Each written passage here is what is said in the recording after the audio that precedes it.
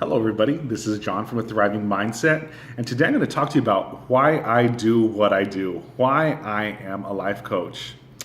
At a very young age, I began to realize that I really enjoy helping out other people. Perhaps I learned this from my father. I mentioned before that I grew up on a farm.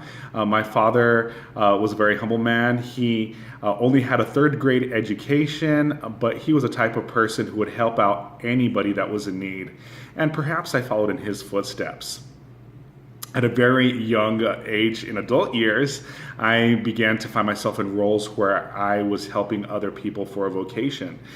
At the age of 21, I actually became a foster parent and I began to help adolescents transition back home. I also, at the age of 23, became an ordained minister and I began to help people grow spiritually and develop a personal relationship with God.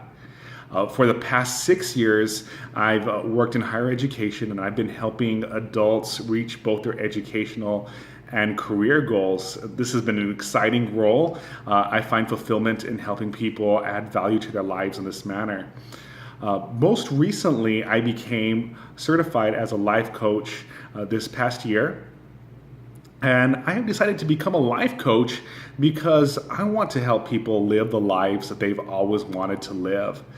I'm tired of seeing people just settle for the mediocre and the mundane in life whenever there's so much more that life has to offer. There's so many more possibilities that are available to people that people are unaware of.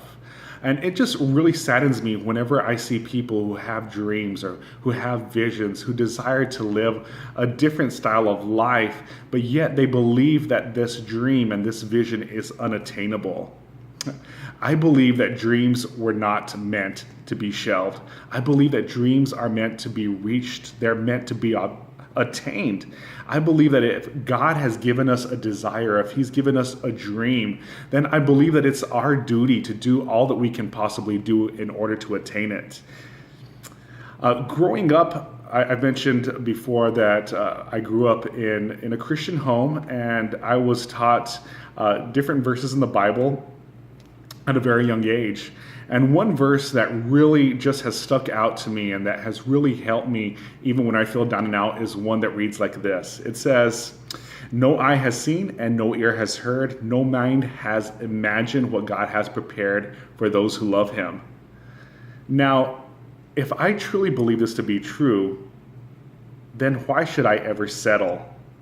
Why should I allow circumstance, people, or things to place me in a box? I believe that if I have a dream or if I have a vision, then I need to attain it. And I want to help other people do the same thing.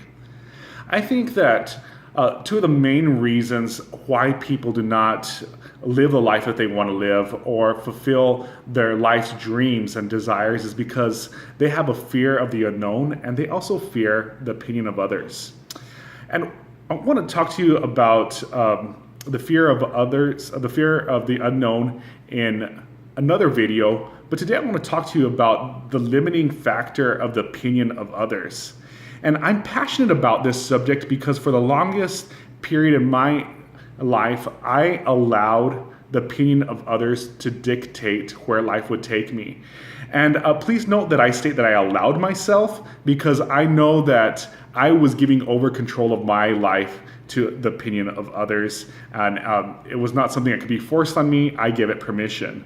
I've since realized that although I have gifts and talents that may brighten up this world, it was ridiculous and unhealthy for me to think that I was responsible for the happiness of others. The only person's happiness that I'm responsible for is my own. I may be a contributor to the livelihood of others, but ultimately I am only responsible for my own livelihood. And perhaps this resonates with you because you too have been imprisoned by the opinion of others. You worry about what your family will think of you. You worry about what your friends may think of you. You worry that what you want to accomplish, what you want to do, isn't the norm of what everybody else will do. Well, if this is your story, I want to release you from that feeling of responsibility. I want to remind you that you are free to design and to create the life that you have always wanted to live. I believe that God has given me this one lifetime to create a masterpiece with this masterpiece that he created. And yes, I've become comfortable using that term because I believe that I am his masterpiece. I'm sharing this with you today because I believe that you too are completely capable of creating and building a masterpiece with the masterpiece that he has created in you.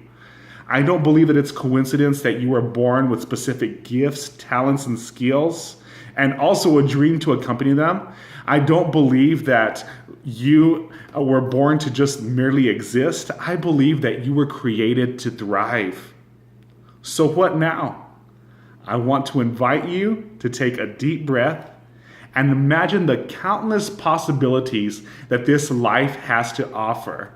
And you might wonder, why me? I want to ask you, why not you? I want you just to marinate in the thought of the possibilities that could take place, and I want to encourage you to take control of your life. Do me a favor. If you liked what you heard today, please click that like button that is there below. And if you really, really liked it, please do me a favor and share this with others on social media. I'm John Garay from A Thriving Mindset, and I want to be able to help you and those that you care about live the life that you've always dreamed of. Take control of your future.